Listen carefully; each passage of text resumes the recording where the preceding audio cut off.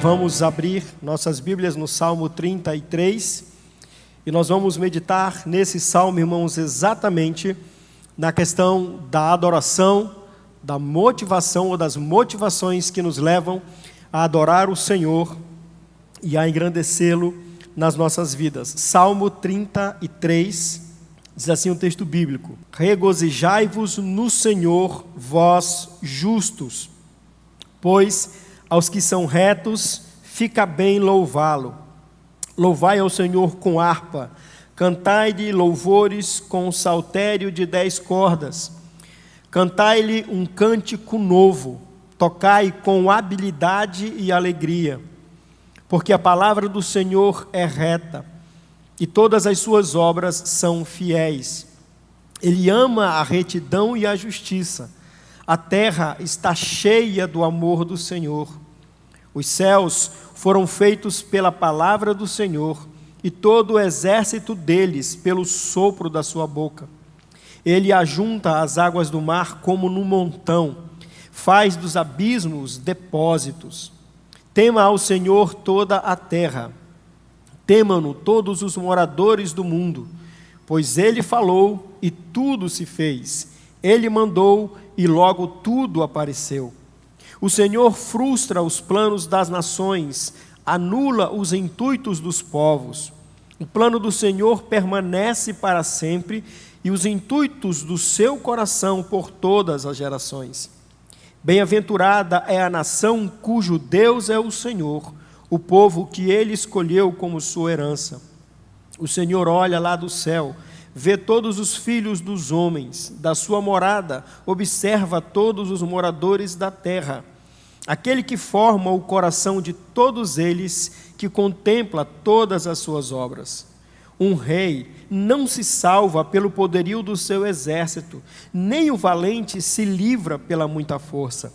O cavalo é falsa esperança de vitória, não pode livrar ninguém com sua grande força. Os olhos do Senhor estão sobre os que o temem, sobre os que esperam pelo seu amor, para livrá-los da morte e conservá-los vivos em tempo de fome. Nossa esperança está no Senhor. Ele é o nosso auxílio e escudo. Nosso coração se alegra nele, pois temos confiado no seu santo nome. Senhor, que o teu amor esteja sobre nós, assim como a nossa esperança está em ti. Pai querido, nós clamamos a Ti que por graça e misericórdia o Senhor nos faça compreender a vontade do salmista, a intenção do salmista a escrever essa poesia sobre a adoração, sobre o Teu domínio, sobre o Teu governo. E que como ele, Senhor, possamos encontrar as ações legítimas para Te adorar e para engrandecer o Teu santo nome. Tem misericórdia de nós e fala conosco nessa manhã. Clamamos a Ti em nome de Jesus. Amém. Irmãos, o Salmo 33 é um convite de Deus, um chamamento de Deus para a adoração. O Senhor nos convida com o salmista, a encontrarmos as razões corretas e devidas para adorá-lo, para engrandecer o seu santo nome. Nós sabemos, irmãos, também que nós vivemos tempos muito difíceis. Nós temos enfrentado muitas questões difíceis no nosso dia a dia. E não tem a ver necessariamente, por exemplo, com a questão da pandemia. A pandemia pode ser até um gatilho que demonstre, que evidencie esses tempos difíceis. Mas nós vivemos tempos muito difíceis, irmãos, com relação à adoração a Deus, as verdadeiras motivações para adorar o Senhor. O povo de Deus já há algum tempo parece estar desanimado, parece estar frustrado, parece não ter motivos para adorar o Senhor. Nós encontramos, irmãos, igrejas entristecidas, crentes dando testemunho de que a sua fé parece estar abalada, de que a tristeza parece que tomou conta daquele coração, daquela família. O número de crentes que frequentam a igreja tem, irmãos, cada vez mais diminuído. Em muitos países, igrejas têm fechado porque parece que os crentes perderam a razão para adorar ao Senhor.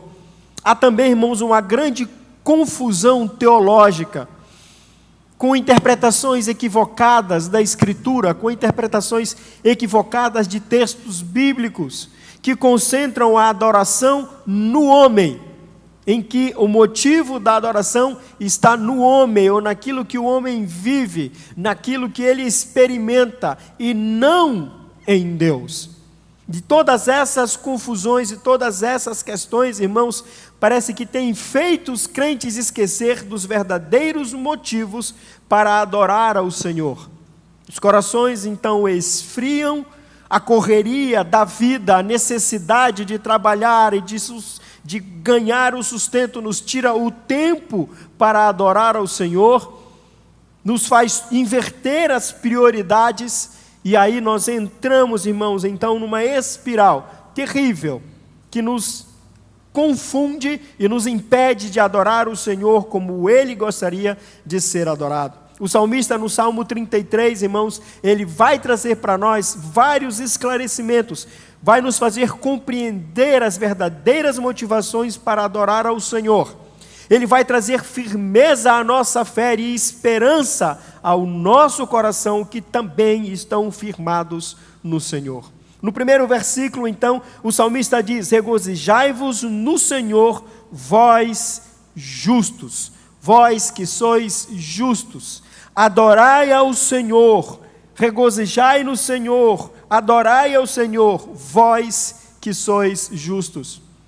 O salmista começa, irmãos, esclarecendo então que a adoração ao Senhor, ela é um privilégio, ela é uma oportunidade exclusiva daqueles que foram tornados pelo Senhor justos, daqueles que foram justificados pelo nome do Senhor, pelo sacrifício de Jesus, daqueles que entenderam a mensagem do Evangelho, que entregaram suas vidas ao Senhor e hoje então podem ser chamados de justos, pela obra sacrificial de Cristo.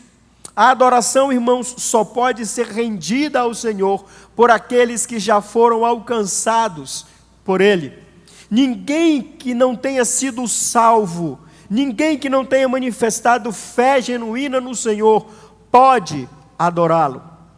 O Senhor, na verdade, recusa a adoração daqueles que não foram chamados pelo seu nome. Às vezes nós podemos ver alguns artistas, alguns famosos, cantando aí algumas canções, né? Algumas canções evangélicas, elas viralizam, né? E aí vão para a boca de todo mundo. E aí quando nós vemos às vezes algum artista famoso cantando uma canção evangélica, já pensamos, né? Olha só, se converteu.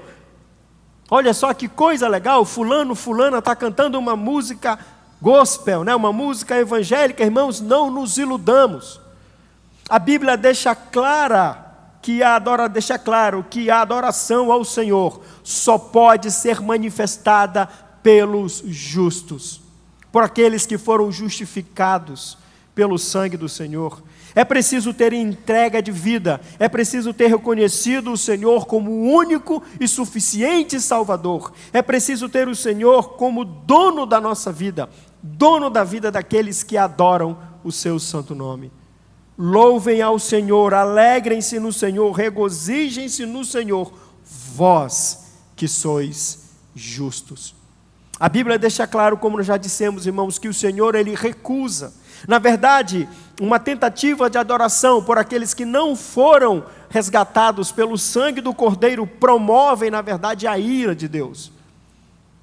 Deus rejeita, Deus recusa, Deus não suporta a adoração daqueles que não foram resgatados pelo seu santo nome. Então, vocês que são justos, vocês que são justificados, vocês que já entregaram suas vidas ao Senhor, regozijem-se nele, adorem ao Senhor, exerçam louvores e canções e vida que evidencie o louvor ao Senhor. Esse é um privilégio, irmãos, é uma oportunidade única e exclusiva daqueles que são do Senhor. Então, se somos justos, se já recebemos a justificação dos nossos pecados e se temos a certeza e a clareza disso, vamos adorar o Senhor. Nós tivemos, irmãos, recentemente batismos na igreja.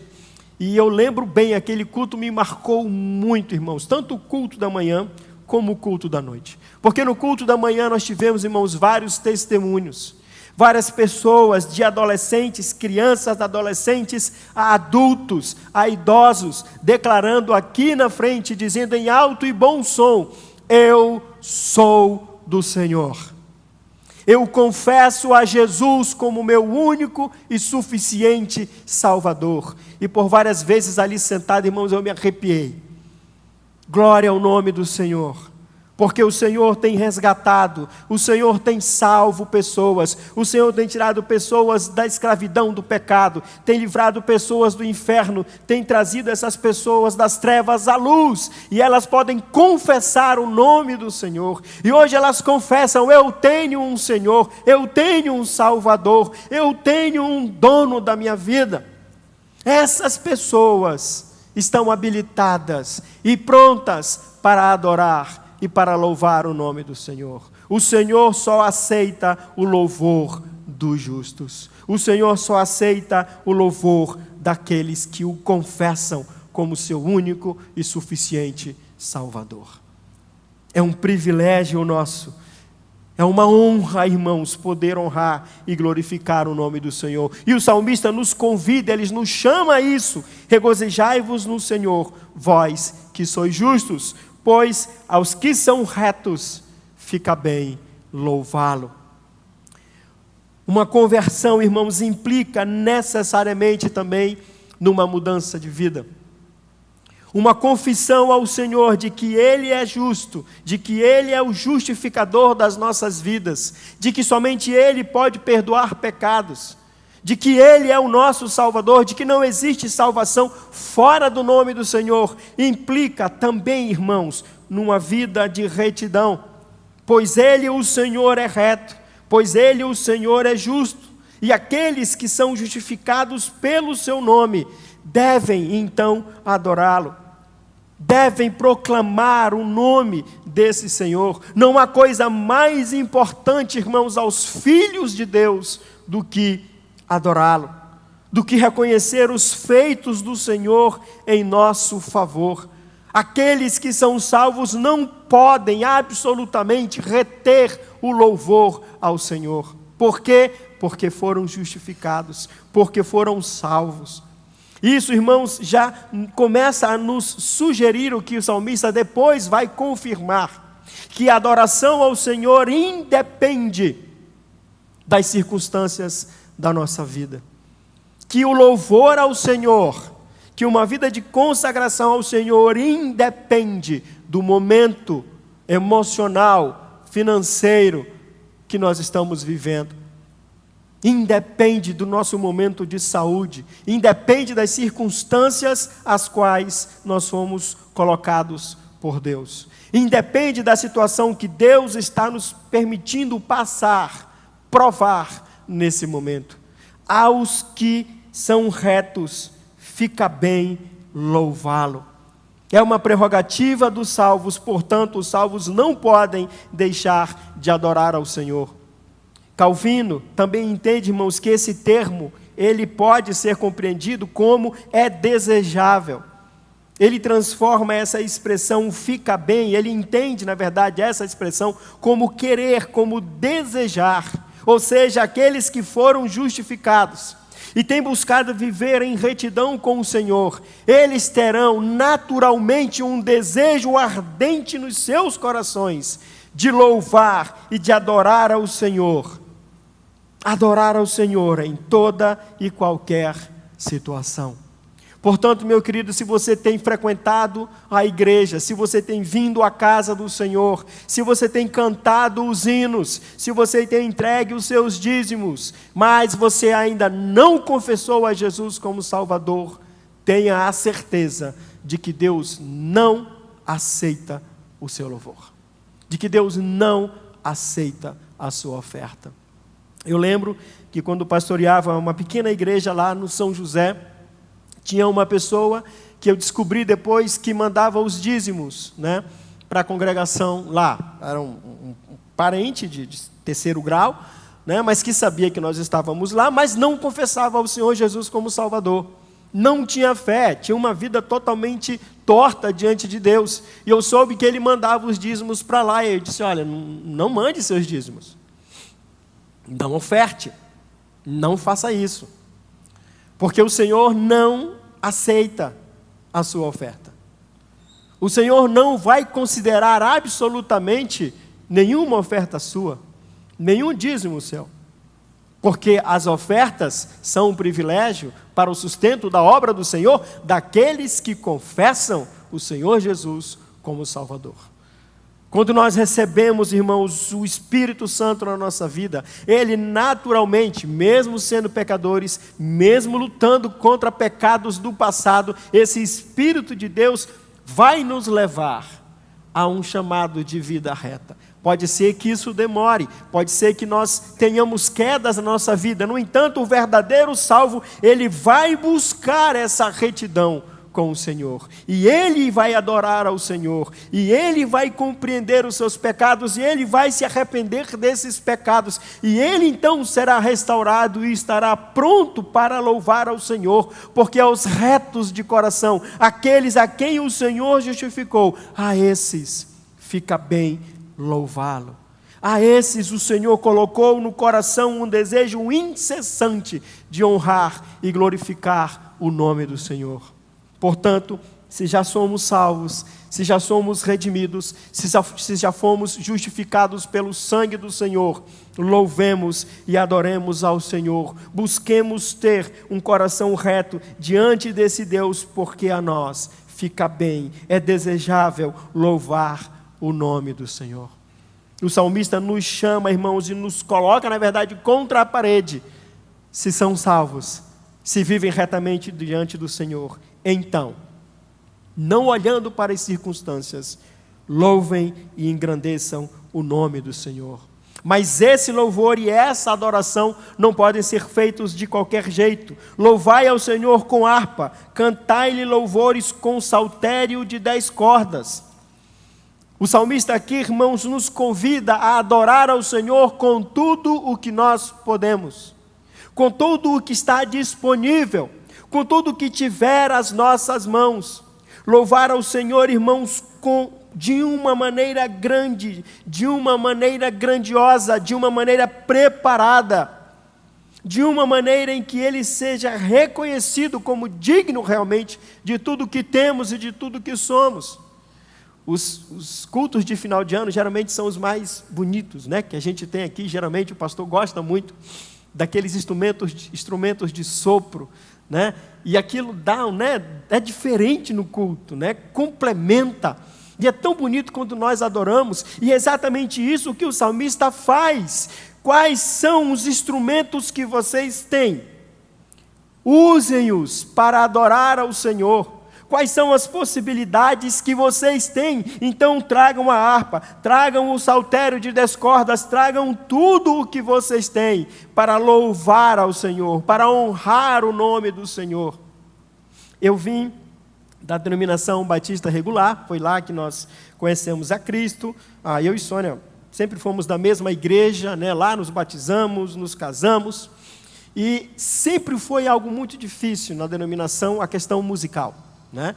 Havia algumas interpretações equivocadas quanto ao uso de instrumentos, e isso então diminuía consideravelmente a possibilidade de um louvor melhor, de um louvor mais bonito. Mas eles tomaram uma decisão alguns anos atrás, começaram a investir em escola de música, tá? Então, instrumentos como violino, flauta doce, como flauta transversal, violoncelo, tantas coisas, irmãos. Hoje, poucos anos depois, quando você entra numa igreja batista regular, o mínimo que vai ter ali é um violino. Vai ter um violino, vai ter uma flauta, vai ter um violão. E eles encontraram uma forma, então, de, investindo nisso, ter o que estava às suas mãos para adorar ao Senhor. Nós podemos ter na própria igreja, onde estão aqueles que vão se dispor a estudar então instrumentos de sopro, para que comecem a fazer parte dos domingos aqui, na adoração ao Senhor, levando, irmãos, a Deus tudo o que nós podemos, e outra, fazendo da melhor forma, fazendo com tudo o que vem à nossa mão, com tudo o que está às nossas mãos. No versículo 3, então, ele diz, na parte B, tocai com habilidade e com alegria, ou seja, ensaiando. O ministério de louvor tem uma grande responsabilidade, irmãos, porque é um ministério que conduz a igreja à adoração. É um ministério que está na frente, ajudando, contribuindo para que a adoração chegue ao Senhor, e a adoração da melhor qualidade. Então o salmista nos chama também, nos ensina, irmãos, que nós temos que louvar ao Senhor com o melhor que nós temos, com tudo que estiver às nossas mãos, não com displicência, não com desprezo, não fazendo de qualquer forma, não chegando aqui faltando 3 minutos para o culto sem saber o que é que vai ser tocado. É uma grande responsabilidade conduzir a comunidade, conduzir a igreja a adorar ao Senhor. Por quê? Porque Ele merece ser adorado, porque é uma prerrogativa daqueles que creem e confiam no Senhor, porque é algo que Deus gosta e que Deus merece, e os seus filhos têm prazer e disposição em fazê-lo. Portanto, se você tem um dom nessa área, não o negue ao Senhor. Não o negue ao Senhor. Venha adorar ao Senhor. Ajude na composição desse grupo. E louve e engrandeça o nome do Senhor. O salmista também diz que temos que cantar ao Senhor um cântico novo. Cantem ao Senhor, cantai-lhe um cântico novo, cantai-lhe algo que seja novo ao Senhor. Além do uso de todos os recursos, irmãos, também uma disposição do coração de cantar ao Senhor, de louvar ao Senhor. O salmista está falando, claro, aqui de uma adoração congregacional. Também entendemos que há aqui no contexto a adoração congregacional, tá? De cantar um cântico novo, de sempre estarmos buscando novas músicas, de adorar ao Senhor, mas principalmente, irmãos, aqui o que nós podemos entender é de cantar letras e músicas que verdadeiramente revelem o poder e a grandeza do nosso Deus, com conteúdo teológico sadio, com coisas que realmente reflitam o caráter de Deus, e cantando com coração e com alma, trazendo esse cântico para a nossa experiência, para aquilo que Deus tem feito por nós, nós possamos cantar aquela música com uma intenção e uma intensidade de coração novas, porque Deus tem agido constantemente na nossa vida. E aí músicas mesmo antigas, quando nós cantamos, que tem uma letra teológica correta, que são músicas embasadas na palavra do Senhor, e pela experiência que nós estamos vivendo com Deus, essas músicas se tornam como um cântico novo, como um cântico de experiência profunda e verdadeira com o nosso Deus. Então é um privilégio, o louvor a Deus é um privilégio daqueles que já foram justificados.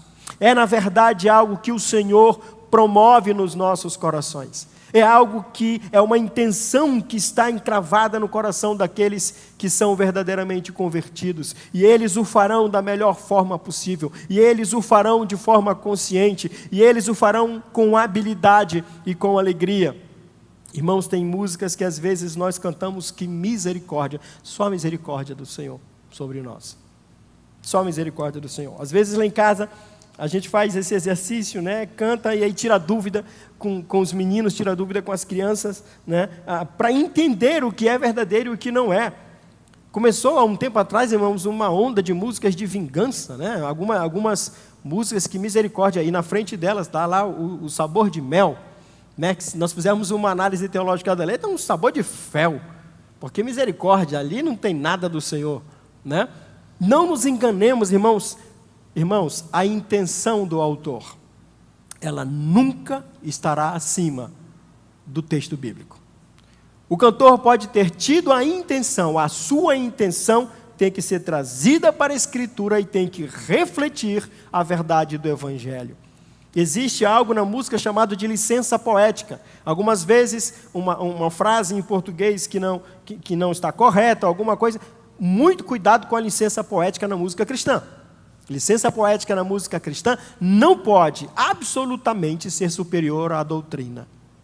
As músicas que nós cantamos precisam refletir verdades bíblicas e o caráter de Deus. E tem muita coisa errada sendo cantada por aí. E nós precisamos estar atentos. Não é sermos chatos, irmãos.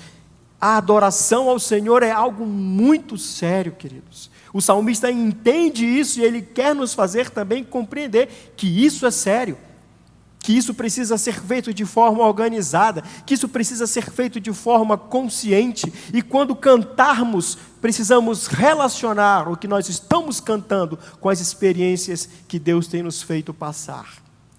E aí nós devemos respeitar a individualidade, porque é possível que do nosso lado esteja alguém com uma experiência que cantando aquela música vem aos prantos diante do Senhor, e aí nós devemos orar por aquele irmão. Não sabemos o que ele está passando, não sabemos o que ele está enfrentando, mas temos percebido e podemos perceber que Deus está falando com ele através daquela música. Por isso ela precisa ser bíblica, por isso ela precisa ser doutrinária, por isso ela precisa revelar verdadeiramente o caráter do Senhor Jesus. Dos versos em diante, irmãos, o salmista vai relacionar motivos pelos quais nós devemos adorar ao Senhor. Motivos pelos quais nós devemos cantar um novo cântico ao Senhor. Motivos pelos quais nós somos atraídos a louvar a Deus. E ele começa então no versículo 4. Por que devemos adorar ao Senhor? Por que devemos cantar louvores orquestrados, bem feitos ao Senhor? Porque a palavra do Senhor é reta e todas as suas obras são fiéis. Nós vamos ver 4 ou 5 razões, irmãos, pelas quais devemos adorar ao Senhor. E os irmãos perceberão que para o salmista, para o autor do Salmo 33, nenhuma dessas razões está centrada em nós. Nenhuma dessas razões está no homem. Nenhuma dessas razões está em como nós nos sentimos. Nenhuma dessas razões está em como nós estamos vivendo. Todas as razões para o louvor ao Senhor estão centradas nele e nas suas obras. Devemos louvar e adorar o Senhor. Por quê? Porque a palavra do Senhor é reta. Quando nós cremos, irmãos, na Escritura, nós temos que compreender que o que ela diz é verdade. E muitas vezes a palavra do Senhor, as palavras do Senhor, elas vêm como uma faca no nosso coração.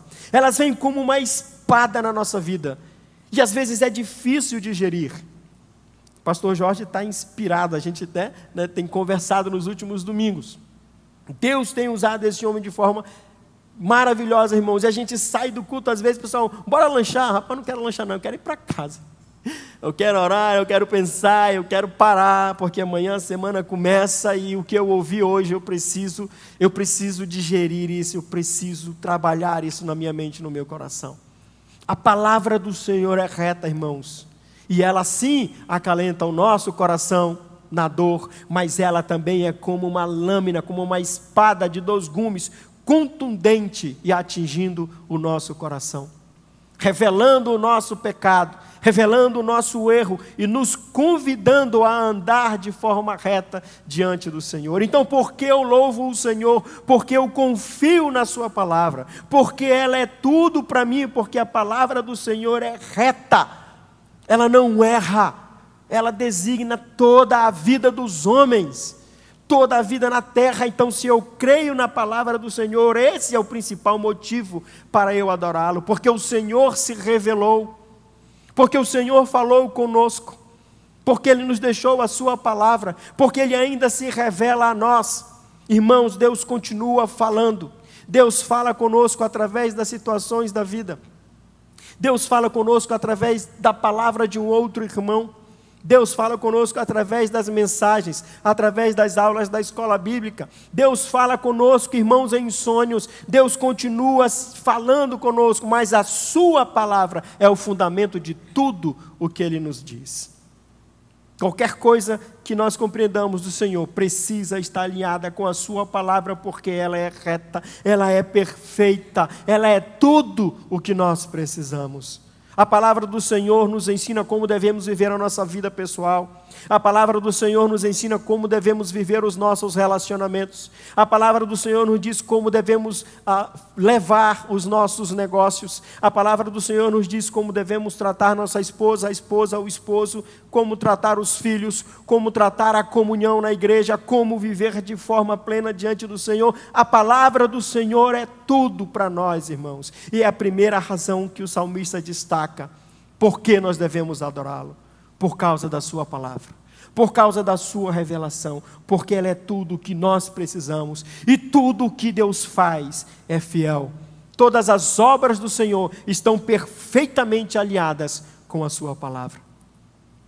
As obras do Senhor são fiéis. Aquilo que Deus nos leva a viver, irmãos, é infidelidade à sua palavra. Então a palavra do Senhor, a revelação do Senhor é o que nós precisamos. Ela é um motivo principal para nós adorarmos o Senhor.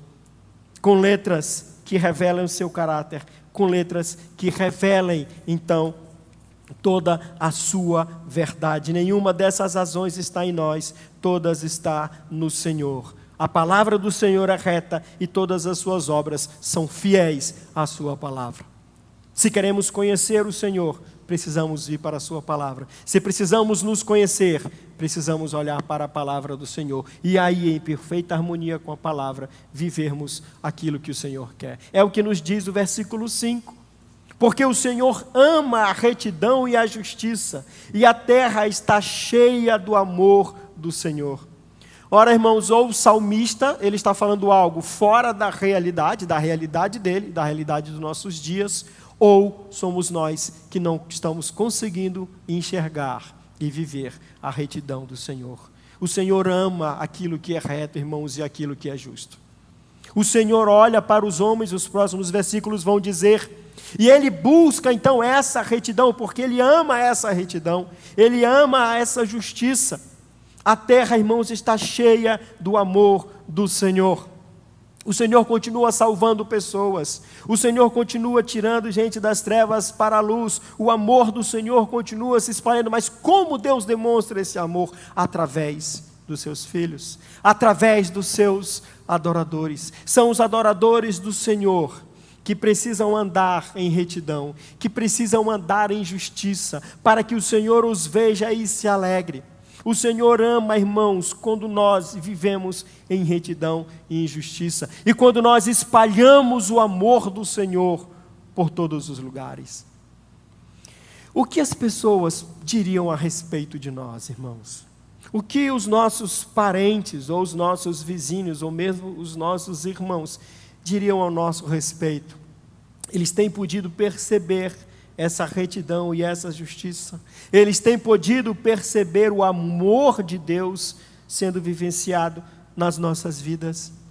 O Senhor ama a justiça e a retidão. O Senhor ama os que andam em retidão e em justiça. O Senhor ama aqueles que espalham o seu amor. Se a Escritura diz, irmãos, que algo é certo, então sigamos. Se a Escritura revela que algo é errado, fujamos absolutamente daquilo.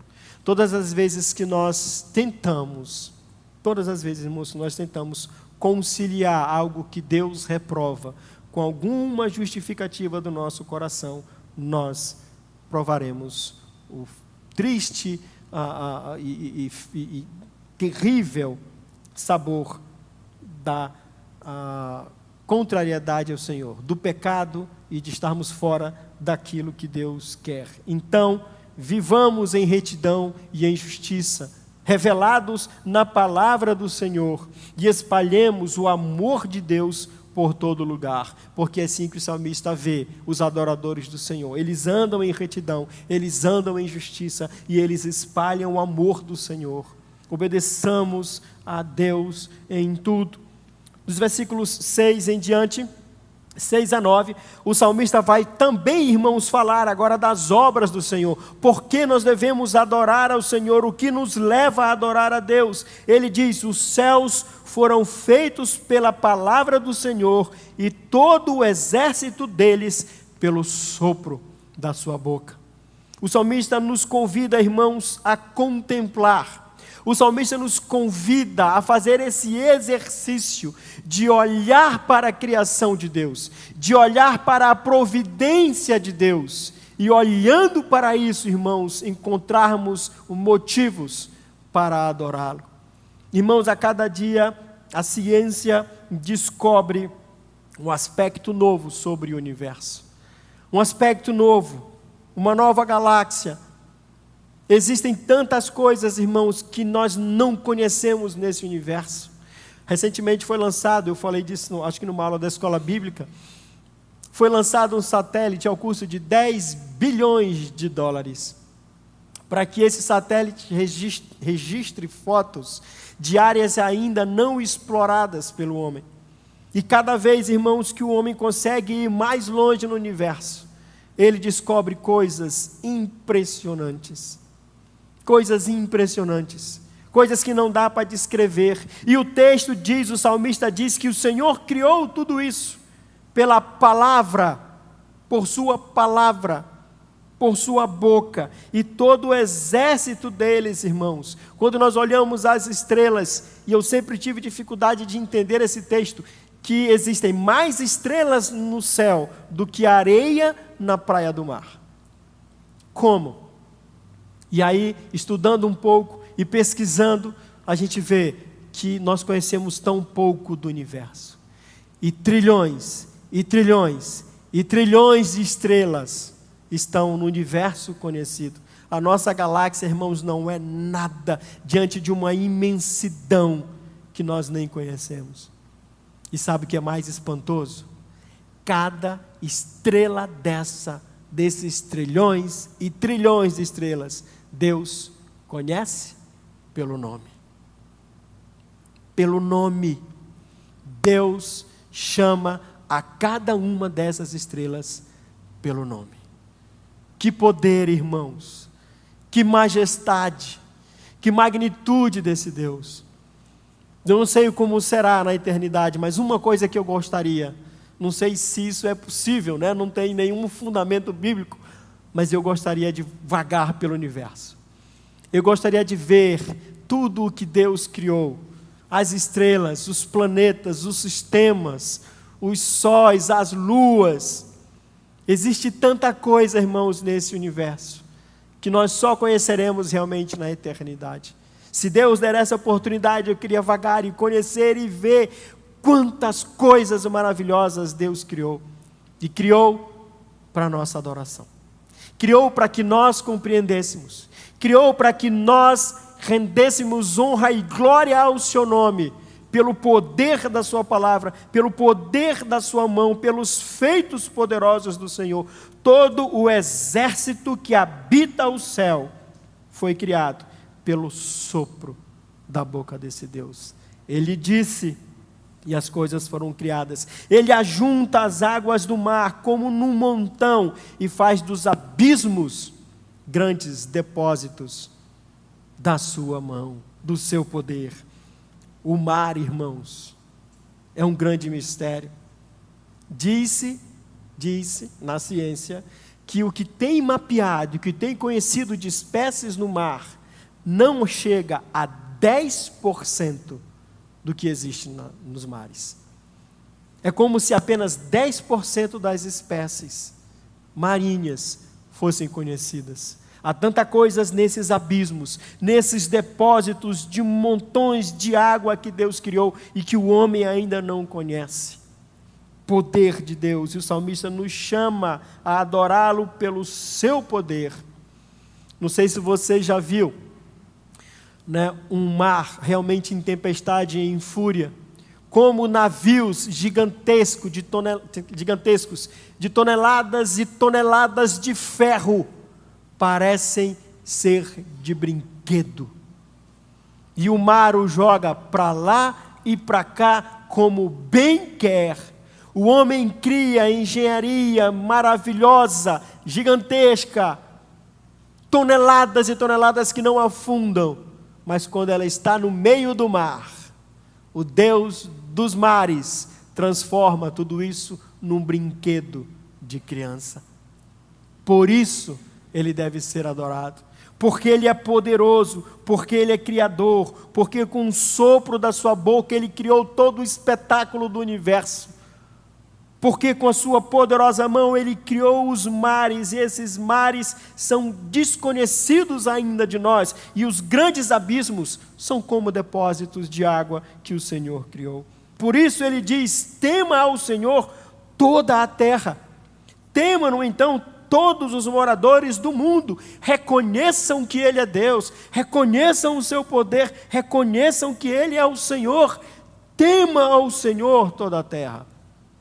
Mas louvor ao Senhor somente daqueles que são seus filhos, pois Ele falou e tudo se fez, Ele mandou e tudo logo apareceu. Não existe, irmãos, explosão, não existe teoria que do caos se cria a ordem. As coisas foram criadas em ordem pela palavra de Deus. E o pecado é que traz o caos à natureza. Mas elas foram criadas, as coisas foram criadas porque Deus mandou e tudo simplesmente apareceu. A ideia aqui é que do nada Deus criou as coisas. O homem tenta criar as coisas, mas ele sempre vai criar alguma coisa de algo que já foi criado. Sempre a matéria vai ser, então, a base para a criação de cada coisa, mas para Deus, não. Não existia nada, e quando Ele mandou, tudo apareceu.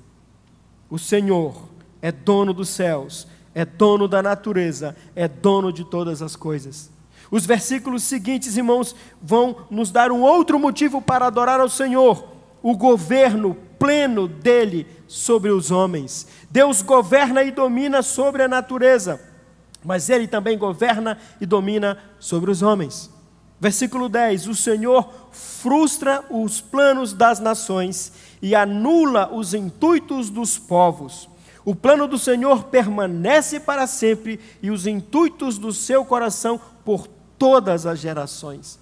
Irmãos, apesar de ter acesso à revelação de Deus, apesar do homem poder compreender que Deus é tudo o que está escrito aqui na sua palavra e nós cremos nela, o que acontece?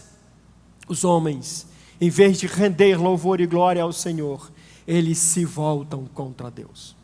A possibilidade do poder e do domínio nas mãos dos homens faz com que eles rejeitem a palavra do Senhor e queiram dominar os outros por sua própria vontade. E os homens fazem planos, as nações fazem planos contra o Senhor. Mas o texto bíblico diz, o salmista nos ensina que o Senhor anula todos os intuitos dos povos.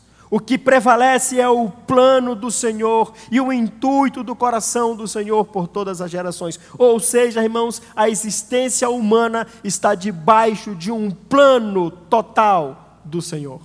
O plano redentor de Deus é isso que conduz a nossa história.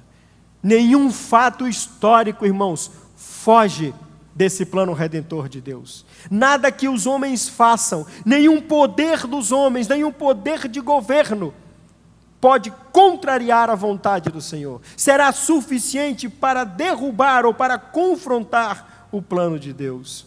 Os homens fazem planos contra o Senhor, as nações se erguem contra Deus. Irmãos, nos nossos dias, cada vez mais, as leis são criadas contra a palavra do Senhor.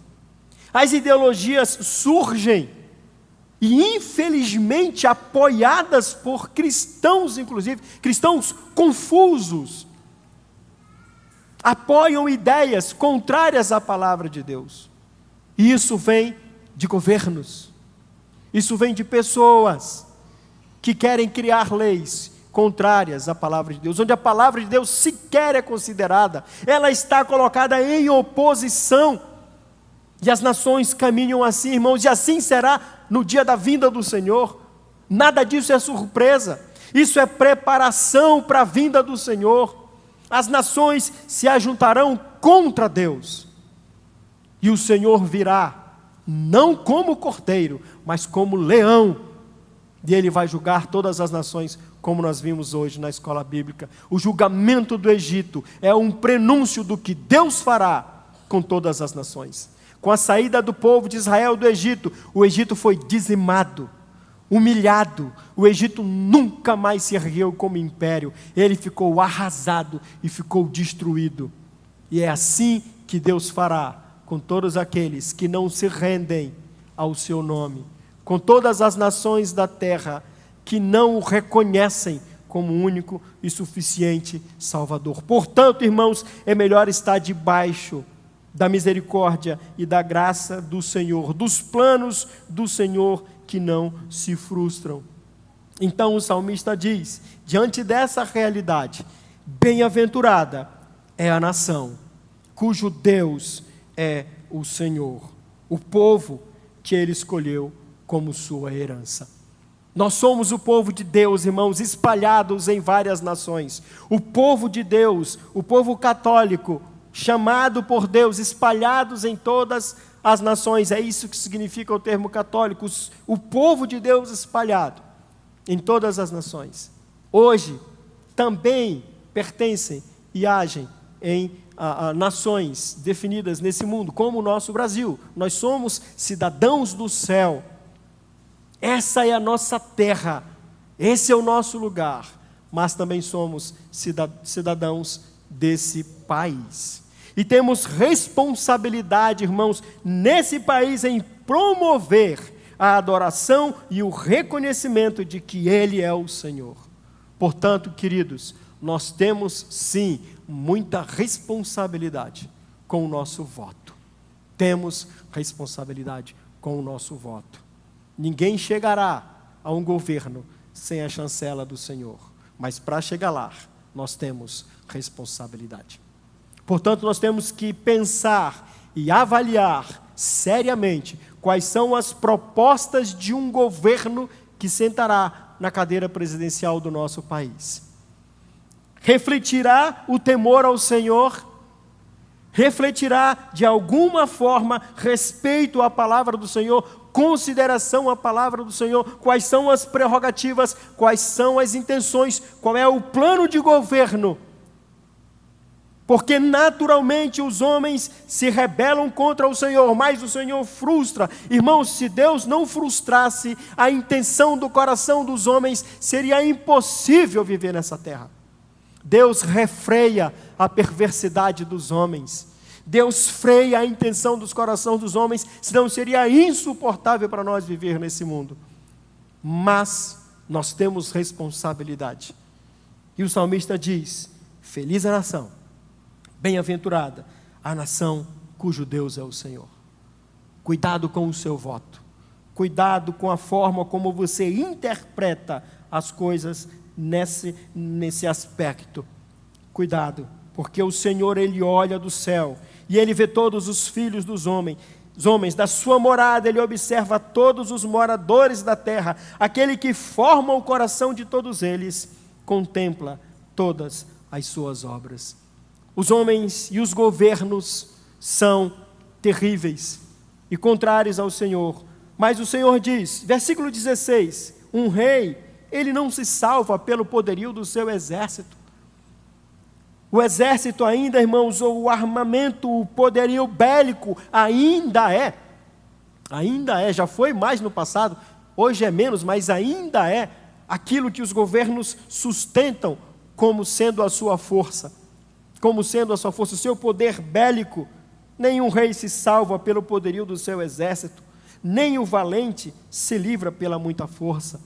O cavalo, na época do salmista, então, que representava uma grande arma de guerra, nós falamos hoje na escola bíblica, imagine uma guerra de campo, como os egípcios, como os israelitas, os hebreus enfrentariam o exército do Egito. Eles tinham cavalos, eles tinham carros de guerra, carros preparados para passar por cima de quem quer que fosse. Não havia força bélica no povo hebreu, irmãos, mas havia a fé em Deus.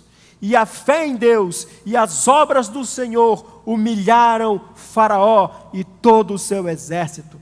Eles foram engolidos pelas águas do mar, pela ação poderosa da mão de Deus. Então as nações podem se levantar, as nações podem se erguer contra o Senhor. Esse cavalo é falsa esperança de vitória, não pode livrar ninguém com sua grande força. Nós adoramos ao Senhor, irmãos, porque Ele é dono de todas as coisas.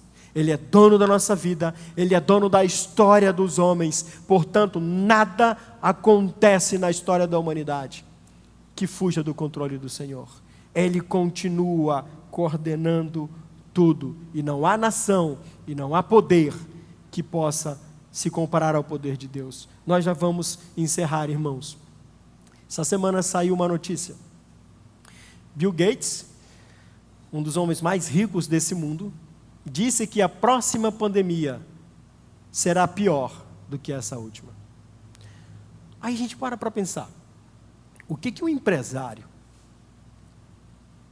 o que um homem, porque ele tem dinheiro, o que ele sabe que a gente não sabe? Como é que ele pode se arrogar a dizer uma coisa dessa? Por que aconteceu essa pandemia, irmãos? Quem faz uso disso? Queridos, os homens são perversos. Teorias sobre a aniquilação de população existem aos montes. Do que os homens são capazes, irmãos? O que um homem com poder e dinheiro, na sua arrogância, pode planejar? Pobre homem esse, se acha que ele pode lutar contra o Senhor.